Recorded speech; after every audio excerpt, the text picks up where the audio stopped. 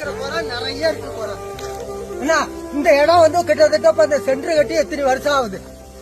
40 ரூபா கொடுக்குறோம் மூட்டைக்கு. ஏன் இந்த இடத்துல ஒரு 4 காய்ச்ச கொட்ட கூடாதா?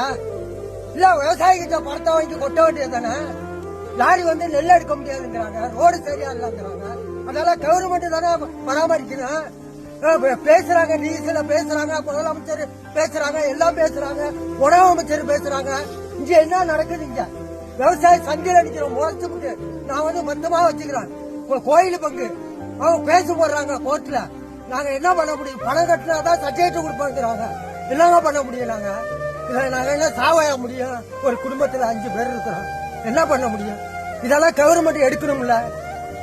இல்ல நீஸ் இருக்கிறாங்க 10 பேர் இங்க கொட்டுறோம், 10 பேருக்கு போடுறோம். டோக்கன் போடலாம்ல, ஏன் அதை போட மாட்டாங்க? இந்த இடம் எப்படி இப்ப இன்ஜினை வச்சு இறக்கிறாங்களா? இன்னைக்குதான் இதுக்கு 9 விவசாயி நிக்கிறாப்புல. இதுல இறங்க தண்ணி இன்ஜினே தூக்கிட்டு வாங்க, தோண்டிகா போடுங்க. இதெல்லாம் எப்ப செய்கிற வேலை? செஞ்சு வைக்க வேண்டியதானே இந்த வேலையெல்லாம்.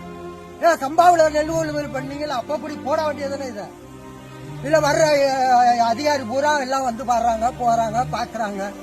அதெல்லாம் செய்ய வேண்டியதானே.